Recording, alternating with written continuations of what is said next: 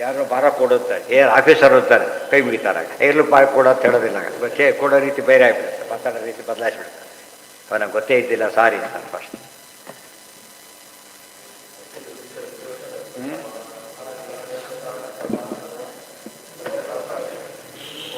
ಏನು ಅತ್ಯುದ್ರಿಕ್ತ ವಿದೂಷಕ ಮಹಾಜ್ಞಾನೈಕತಾನ ಪ್ರಭಾ ಸರ್ವಪ್ರಾಭವ ಶಕ್ತಿ ಭೋಗಬಲ ಸಂಸಾರಾತ್ಮ ದಿವ್ಯಾಕೃತಿಂ ಸೃಷ್ಟಿಸ್ಥಾನ ನಿರೋಧ ನಿತ್ಯನೀತಿ ಜ್ಞಾನ ಪ್ರಕಾಶಾವೃತಿ ಭ್ರಾಂತ ಮೋಕ್ಷ ವಿಮೋಕ್ಷದಂ ಹರಿಮಜಂ ನಿತ್ಯಂ ಸದೋಪಾಸ್ಮಹೇ. ಯಾವುದಾಗಿತ್ತು? ಅಹಂ ಸರ್ವಂ ವಸೂನಾಂಗನ. ಸರಿ, ಅಹಂ ಸರ್ವಂ ವಸೂನಾಂತು ನೋಡಿ, ಸರ್ವಶರ್ವ ಇಲ್ಲೇ ಬಂದುಬಿಟ್ಟಿದೆ. ಸರ್ವಶರ್ವ ಶಿವಸ್ಥಾಣು, ಅಹಂ ಸರ್ವ ಬಂದಿರುವಂತೆ ವಾಸುದೇವ ಸರ್ವ. ಅಹಂ ಅಂದರೆ ವಾಸುದೇವ. ತು ಅದನ್ನು ಅಹ ಅಂದ್ರೆ ಅಹೇಯತ್ವಾದ ಅಹೇಯತ್ವಾದ ಎರಡಕ್ಕೂ ಅದೇ. ಹಗಲಿನ ಯಾತಕ್ಕೆ ಅಹ ಅಂತ ಕರೀತಾರೆ ಅಂದರೆ ಅದು ಅಹೇಯ, ರಾತ್ರಿ ಹೇಯ. ಯಾತಕ್ಕೆ? ಬೆಳಕೆಲ್ದ ಓಡಾಡೋಗಿಲ್ಲ. ಇದು ಹಾಗಲ್ಲ, ನಾವು ಬೆಳಕು ಕೊಡುತ್ತೆ.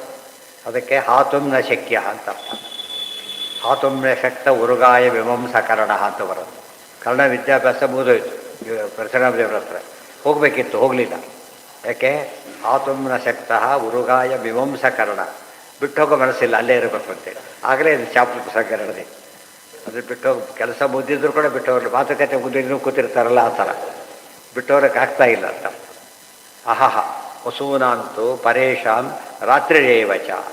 ಅಹಹ ವಸೂನಾಂ ಪುಸ್ತಕಗಳಿಗೆಲ್ಲ ಹಗಲು, ಪರೇಶಾಂ ರಾತ್ರಿ, ಬೇರೆಯವರಿಗೆ ರಾತ್ರಿ. ಅಂದರೆ ರೋಲ್ ಇಲ್ಲ ಅಂತ ಅರ್ಥ.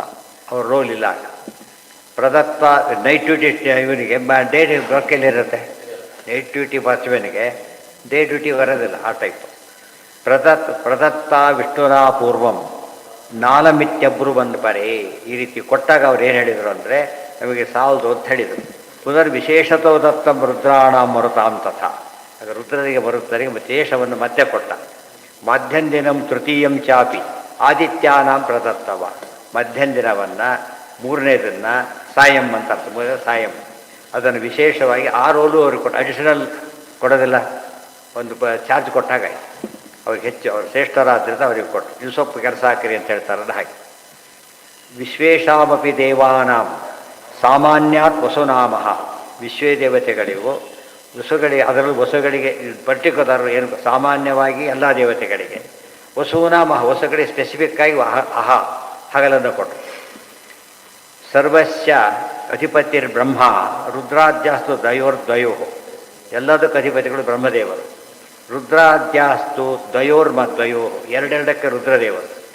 ವಸವಸ್ತು ಅಹ್ನ ವಸುಗಳು ಒಂದಕ್ಕೆ. ಏವ ಈಶಾಹ ಸಾಮಾನ್ಯ ನ ವಿಶೇಷತಃ.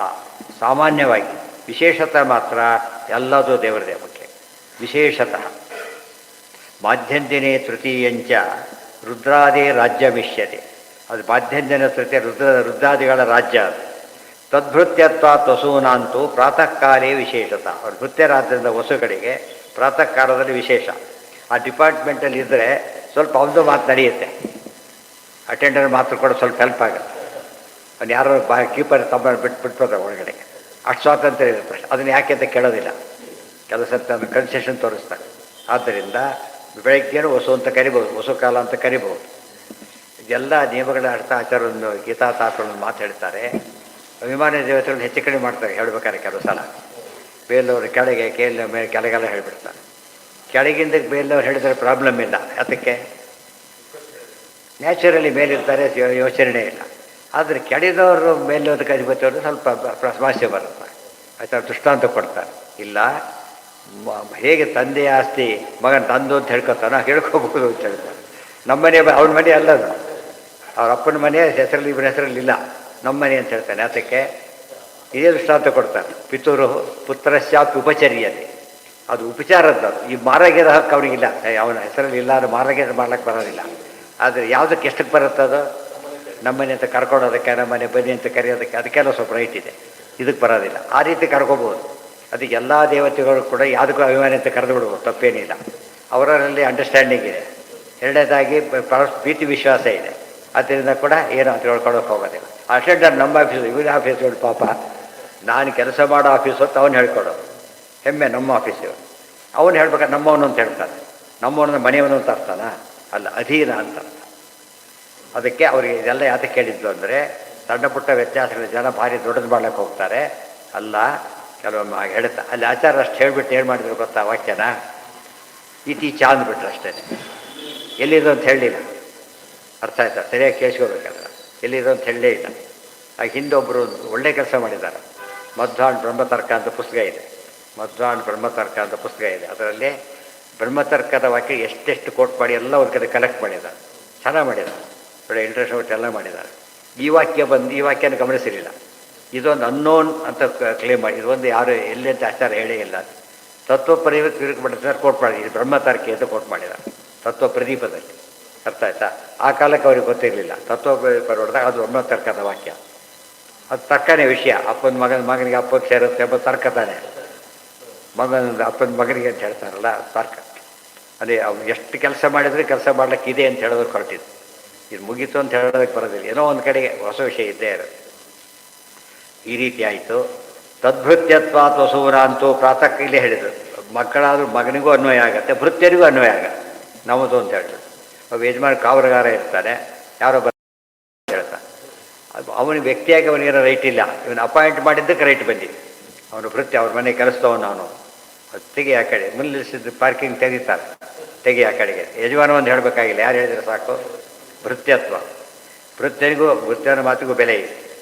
ತತ್ರಾಪಿ ವಾಯುವಧೀನತ್ವಂ ಅಜ್ಞಾದೀನಾಂ ಪ್ರಕೀರ್ತಿತಂ. ಇದು ವೆರಿ ಇಂಪಾರ್ಟೆಂಟ್. ವಾಯುರ ಅಧೀನ. ಅಲ್ಲೂ ಪರಸ್ಪರ ಪ್ರಶ್ನೆ ಬಂದಾಗ ಅಗ್ನಿ ವಾಯುವಿನ ಅಧೀನ, ವಾಯುದೇವರ ಅಗ್ನಿ ಅಧೀನನ. ಯಾಕೆ? ಸಿಂಪಲ್, ಗಾಳಿಯಿಂದ ಆರೋಗ್ಯ ಬಿಡುತ್ತೆ. ಆದರೆ ಅಗ್ನಿ ಬೇಕಿಲ್ಲ, ವಾಯುದೇವರ ಗಾಳಿ ಬೇಕಿಲ್ಲ. ಅದಕ್ಕೆ ಮರುತ್ಸಖೋ ಹುತಾಶರ. ಅದು ಆಚಾರ ಮಾತ್ರ ಅರ್ಥ ಆಗುತ್ತೆ. ಮರುತ್ಸಖ ಅಂತ ಕರೆದ ಇಬ್ಬರು ಈಕ್ವಲ್ ಅಂತ ಅರ್ಥ ಮಾಡಬಾರ್ದು. ಈ ಅರ್ಥ ಮಾಡಬೇಕಾಗುತ್ತೆ. ಸಖ ಅಂದರೆ ಹಿತೈಷಿ ಅಂತ ಅರ್ಥನೇ ಹೊರತು ಡಿಪೆಂಡೆಂಟ್ ಅಂತ ಅರ್ಥ ಮಾಡಬಾರ್ದು. ಸಪೋರ್ಟ್ ಮಾಡಬೇಕಾಗುತ್ತೆ. ತತ್ರಾಪಿ ವಾಯುವಧೀನತ್ವಂ ಅಜ್ಞಾದೀನಾಂ ಪ್ರಕೀರ್ತಿತಃ. ಸೊ ವಾಯುದೇವರು ಭಾರಿ ಮೇಲಿರೋದ್ರಿಂದ ಏನು ಗೊತ್ತಿಲ್ಲ ವಾಯುದೇವರು ಅಂದರೆ ಮುಗಿದೋಗುತ್ತೆ ಅಷ್ಟೇ. ಅರ್ಥ ಆಯ್ತಾ? ಏನು ಸಮಸ್ಯೆನೂ ಬರೋದಿಲ್ಲ. ಅಲ್ಲಿಗೆ ಮುಂದಿಂದ ಆಮೇಲೆ